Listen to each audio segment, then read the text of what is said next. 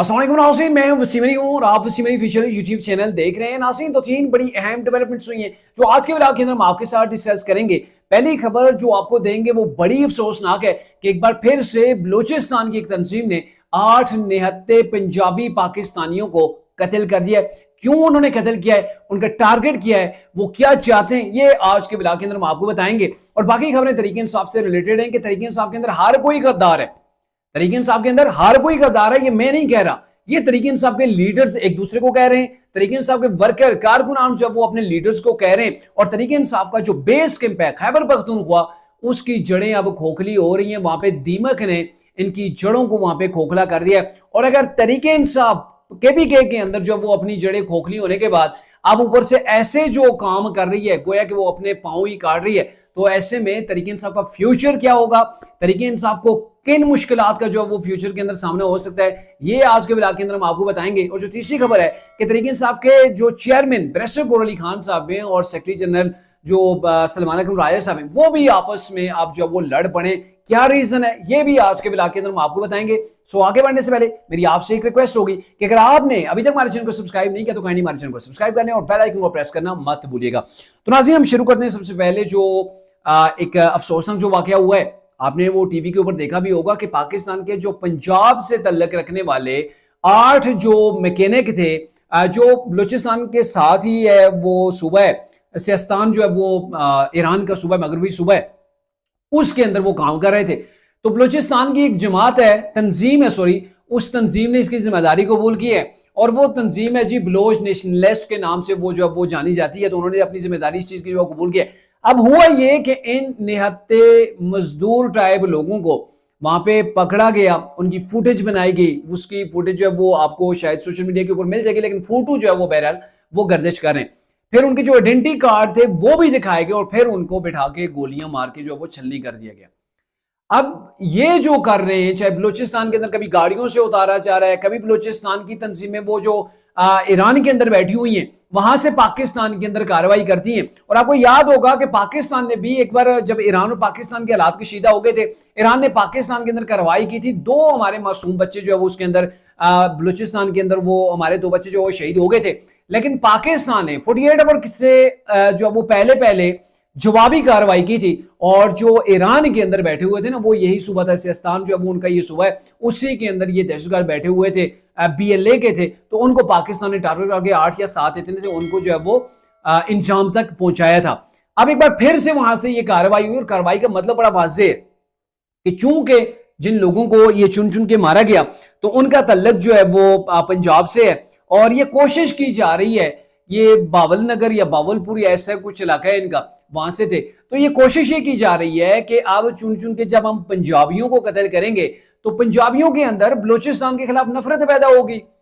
और जब पंजाबी आगे से कोई रिएक्ट करेंगे तो बलूचिस्तान के लिए बलूचिस्तान वाले जो पंजाबियों से नफरत करेंगे। तो कहने का मतलब यह है कि पाकिस्तान को डिवाइड करना और जो सूबाई जो चीजें हैं, नफरत जो है वो सूबाई सतह के ऊपर जो वो पैदा करने की कोशिश की जा रही है। और डेफिनेटली आप समझ सकते हैं कि कोई पाकिस्तानी ये नहीं कर सकता। जो भी कर रहे हैं या तो फिर ऐसे लोग हैं जो हाथों के अंदर खेल रहे हैं, उन हाथों के अंदर खेल रहे हैं जो पाकिस्तान के एंटी हैं, यानी कि पाकिस्तान के दुश्मनों के हाथों के अंदर खेल रहे हैं, उनसे फंडिंग लेके काम कर रहे हैं। जिस तरीके से भी कर रहे हैं वो पाकिस्तान को कमजोर करने की कोशिश कर रहे हैं। और ये बलूचिस्तान के अंदर चीज कई सालों से हो रही है और अब वो उरूज के ऊपर पहुंच गई है।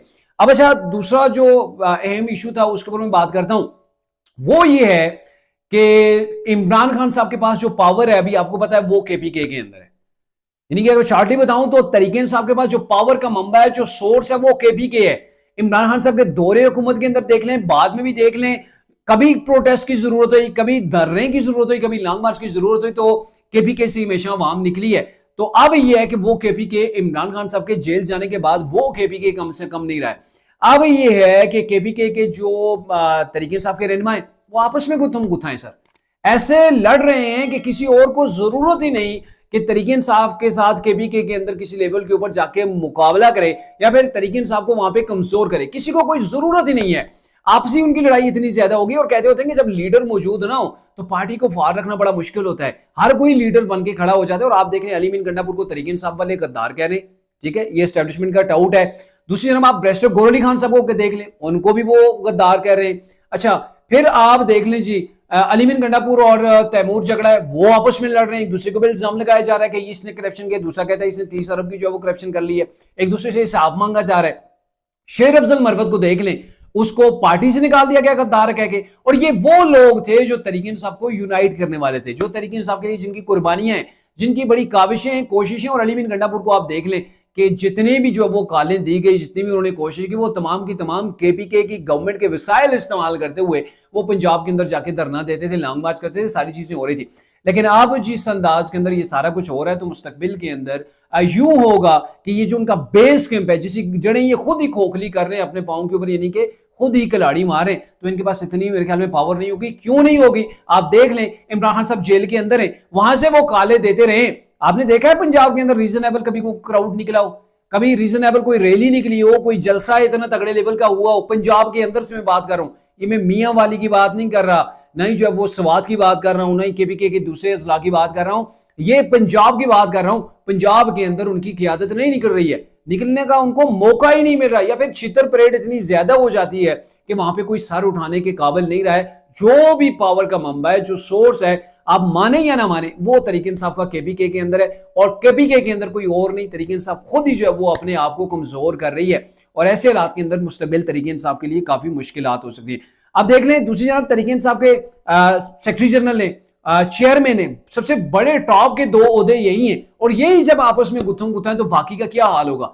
एक दूसरे को तो रोजाना वो देते ही है ना, वो सर्टिफिकेट देते हैं गद्दारी के, एस्टेब्लिशमेंट के टाउट होने के। और मैं आपको बताऊं कि मैं 1-2 व्लॉग मैंने पहले भी किए थे, तो शायद टिकटॉक के ऊपर मैंने वो एक व्लॉग किया हुआ था, और उसके अंदर मुझे ये कहा गया, जब मैंने कहा कि ये जो बैरिस्टर गौहर अली खान साहब हैं, इनको अब जो वो कहा जा रहा है कि ये भी गद्दार हैं, तो सभी क्या गद्दार हैं? तो एक किसी 2-3 बंदों ने कमेंट किया, नहीं यार ये भी जो है वो ये गद्दार है, ये इमरान खान के साथ मुखलिस नहीं है। तो सर अगर मुखलिस नहीं है तो इस गद्दार को किसने जो वो अपॉइंट किया तरीके इंसाफ के चेयरमैन के लिए? ठीक है, फिर किसने जो वो किया है? इमरान खान ने किया ना। अगर इमरान खान ने किया तो फिर आगे से वर्कर क्यों उसको जो वो गद्दार कह रहे हैं? और अगर वो गद्दार है, इमरान खान साहब समझते हैं, तो फिर उसको पार्टी के चेयरमैनशिप उसको क्यों दी हुई है? अभी भी उसको क्यों नहीं हटाया जा रहा? तो कहने का मतलब यह है कि हर कोई एक दूसरे को गद्दार कह रहा है। लेकिन बहरकैफ मैं आपको बताऊं कि सलमान अकरम राजा की वो आज भी वो मीडिया टॉक थी, और उसके अंदर वो यही कह रहे थे कि ये बैरिस्टर गौहर अली खान कैसे अंदर चला गया, यानी कि जिनकी लिस्ट नहीं दी जाती, इमरान खान साहब की बहनों को बाहर रोका जाता है, अगर उन्हें बाहर रोका जाता है, वहां पे जलील किया जाता है, तो ये क्यों अंदर जा रहा है? और बैरिस्टर गौहर अली खान जो है वो पहले कह चुके हैं कि भाई मैं पार्टी का चेयरमैन हूं, मुझे अपना नाम जो है वो प्रोटोकॉल के मुताबिक जो है वो लिस्ट के अंदर नहीं देना चाहिए, मुझे वो देना जरूरी नहीं होता है, मैं मुलाकात जो है वो कर सकता हूं। तो बहरकैफ आपस में आपसी लड़ाई है, और ये कहा जा रहा है कि एस्टेब्लिशमेंट के जो मंजूर नजर लोग हैं वो ही अंदर जा सकते हैं। कहने का क्या मतलब है कि ये इस बैरिस्टर गौहर जो है वो एस्टेब्लिशमेंट का बंदा है। और इससे पहले अभी रिसेंटली एक इंटरव्यू जो है वो शेर अफजल मरवत का सामने आया, उसके अंदर वो कह चुके हैं कि अलीमा खान साहिबा ने सेक्रेटरी जनरल जब थे उमर अयूब साहब, तो उनसे जबरदस्ती, यानी कि उनकी गर्दन के ऊपर पांव रख के उनसे इस्तीफा लिया था। यानी कि अब हर कोई लीडर बना हुआ है, हर कोई जो वो पार्टी का अब जो है वो कंट्रोल हासिल करने की कोशिश कर रहा है। अलीमा खान साहिबा जो कि बड़ी पुरअमन, बड़ी रोती हुई नजर आती हैं कि इमरान खान साहब के साथ, तरीके इंसाफ के साथ जुल्म ज्यादती हो रही है, तो उन्होंने कैसे जो वो सेक्रेटरी जनरल के ओहदे से कैसे जो वो उमर अयूब साहब को हटाया। और फिर मजे की आपको मैं बात बताऊं कि उमर अयूब साहब के जाने के बाद अभी तक उनका इस्तीफा शेर अफजल मरवत के मुताबिक जो है वो अप्रूव नहीं हुआ है। और सलमान अकरम राजा जो कि पार्टी के चेयरमैन जो वो सेक्रेटरी जनरल बने हुए हैं, तो उनका जो नोटिफिकेशन हुआ है उसके ऊपर अभी तक जो है वो चेयरमैन पार्टी के जो है बैरिस्टर गौहर अली खान साहब, उनके सिग्नेचर नहीं है।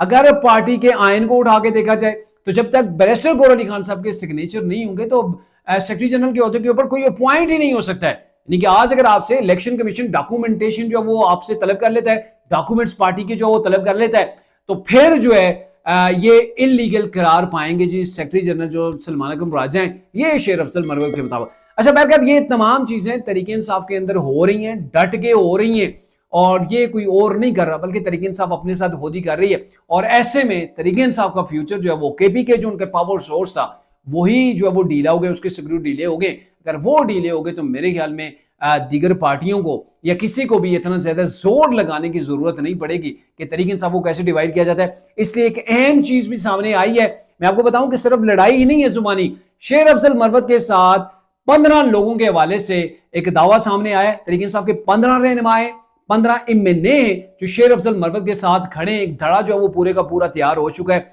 जो किसी वक्त भी अलहदा भी हो सकता है। और गवर्नमेंट को किसी भी मामले के अंदर, चाहे कोई उन्होंने आइन साजी करनी है, कोई बिल पास करवाना है, तो उसके अंदर शेर अफजल का ये 15 एमएनए के ऊपर मुश्तमिल जो दड़ा है वो इमरान खान के बजाय, तरीक इंसाफ के बजाय गवर्नमेंट के साथ जाके बैठ सकता है। तो अब तक के लिए इतना ही। अगले मिलाद तक के लिए इजाजत दीजिए। अल्लाह हाफिज।